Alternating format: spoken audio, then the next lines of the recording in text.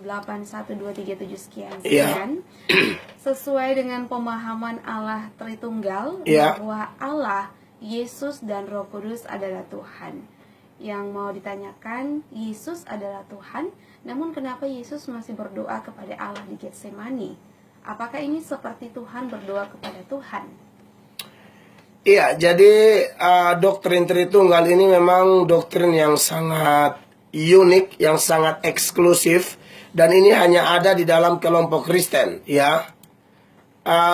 Doktrin Tritunggal ini adalah satu doktrin monoteis, ya. Monoteis itu ajaran yang mempercayai adanya satu Allah.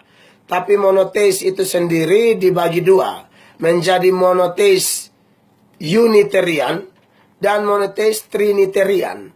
Monoteis Unitarian adalah satu ajaran yang mengatakan bahwa Allah itu tunggal mutlak, ya. Yang menganut itu siapa-siapa? Orang Yahudi, orang Islam, saksi-saksi Yehova, dan juga kelompok Unitarian sendiri. Sedangkan Kristen ini adalah kelompok monoteis Trinitarian. Trinitarian maksudnya Allah itu tunggal tetapi jamak. Tunggal tapi jamak, jamak tapi tunggal. Iya kan? Ini Allah Tritunggal. Dan memang harus jujur, secara eksplisit, secara terang-terangan, tidak ada kata Tritunggal dari Kejadian sampai Wahyu. Ya, saudara cari Tritunggal dari Kejadian sampai Wahyu, tidak akan ketemu ayatnya. Tetapi konsep tentang Tritunggal itu sangat kuat di dalam Alkitab, ya. Ada data-data yang menuturkan tentang keesaan Allah, tapi ada data-data juga yang menuturkan tentang kejamakan Allah, ya. Contoh data tentang keesaan Allah di mana? Ulangan pasal 6 ayatnya yang keempat.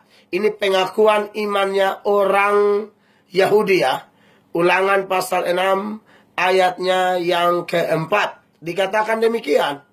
Dengarlah hai Israel, Tuhan itu Allah kita, Tuhan itu Esa. Ya, bahasa Ibrani-nya bilang begini. Shema Israel, Adonai Eloheinu, Adonai Ehad. Ya, kata Ehad ini adalah kata satu atau pertama. Dalam bahasa Ibrani, kata satu atau pertama itu ada dua. Ada Ehad, ada Yahid. Ya, kalau Yahid itu contoh di dalam Kejadian pasal 22, ya. Saya tunjukkan buat saudara. Kejadian 22 ayatnya yang kedua. Firman-Nya, ambillah anakmu yang tunggal. Kata tunggal di sana dia pakai kata Yahid, ya. Artinya itu memang tunggal, mutlak tunggal.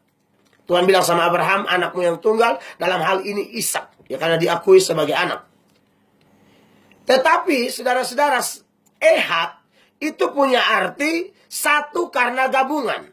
Ya, contoh ketika Tuhan berfirman sama manusia Adam, laki-laki akan meninggalkan orang tuanya dan menjadi satu daging dengan istrinya. Nah, kata satu di sana dia pakai kata Ehad. Satu karena gabungan. Satu di sana ada Adam, ada Hawa. Tapi ketika ketemu menjadi satu atau Ehad. Nah, menarik bahwa ulangan pasal 6 ayatnya yang keempat. Nanti saya jelaskan inti pertanyaan Anda. Tapi saya perlu kasih tahu ini supaya kita paham, ya. Ulangan 6 ayat 4. Shema Israel Adonai Eloheinu Adonai Ehad. Ehad di sana artinya kan satu gabungan. Di sini bilang Allah itu Esa. Tapi Esa di sini berarti ada gabungan.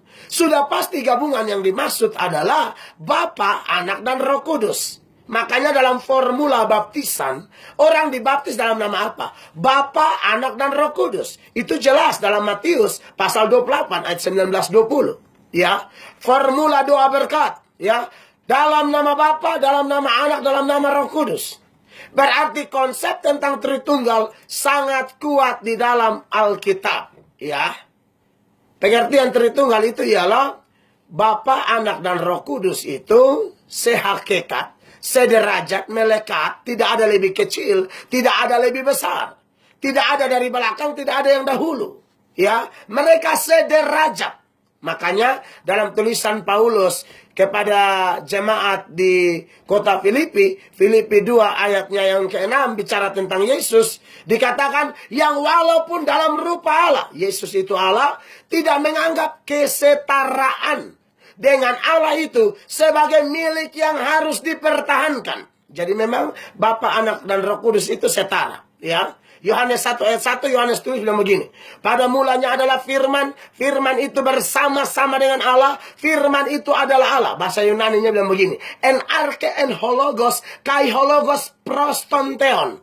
Kai theos en hologos. Kata pros, saudara-saudara, itu menuturkan adanya dua pribadi yang berbeda. Sehakikat sederajat melekat bisa dibedakan, tapi tidak bisa dipisahkan.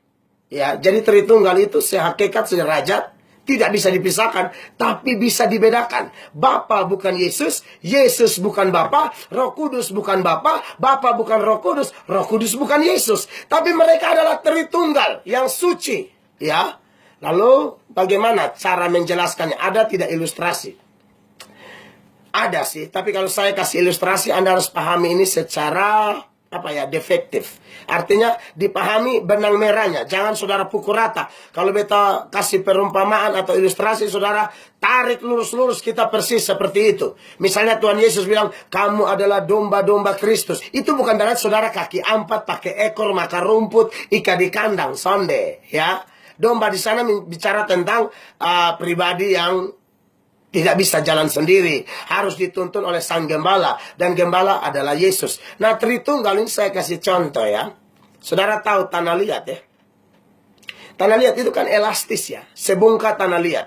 Lalu kita misalnya tanah liatnya 3 kilo ya, tapi sebongkah tanah liat beratnya 3 kilo. Lalu kita pisah dia menjadi 1 kilo ya. 1 kilo pertama kita bikin apa?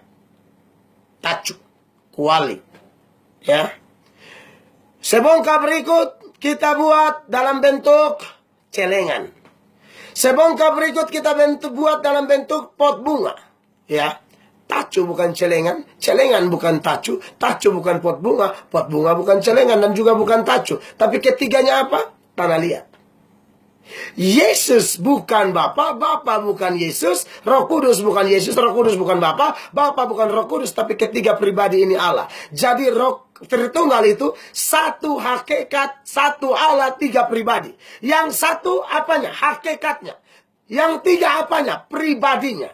Nah, ketika Tritunggal itu Yesus turun ke dunia, dia ambil rupa manusia. Jadi kalau Yesus berdoa kepada Bapa, itu bukanlah sesuatu yang mengherankan. Karena Tritunggal itu sudah saling mengasihi. Makanya Yesus bilang, aku dan Bapa satu. Ya, Yesus dengan Bapa itu tidak pernah berpisah. Makanya ketika peristiwa Golgota, ketika Yesus berteriak, Eli, Eli lama sabachthani, itu memang misteri yang luar biasa. Bagaimana mungkin Allah yang tidak pernah terpisahkan saat itu ditinggalkan hanya gara-gara dosa saya dan saudara. Jadi menurut saya itu tidak berlebihan kalau kita bilang memang Tuhan Yesus berdoa kepada Bapa. Itu sesuatu komunikasi yang biasa antara Bapa, Anak, dan Roh Kudus. Roh Kudus pun melakukan apa-apa juga dapat perintah dari Bapa dan Yesus. Jadi sebenarnya memang ini ajaran yang menurut kebanyakan orang sulit, padahal tidak sulit kalau kita memahaminya. Jadi Tritunggal itu Alkitabiah, dan kalau Yesus berdoa kepada Bapa, ya, memang Tuhan Yesus berdoa kepada Bapa, ya. Bahkan Bapa sendiri pernah omong tentang Yesus dalam Ibrani ya. Ibrani pasal 1 ayat 8 dan 9. Ini ayat terakhir berkaitan dengan itu ya. Tetapi tentang anak, anak di sana A besar, perhatikan ya. Ibrani 1 ayat 8 dan 9. Tetapi tentang anak, ia berkata, tahtamu ya Allah. Ini Bapa omong di Tuhan Yesus.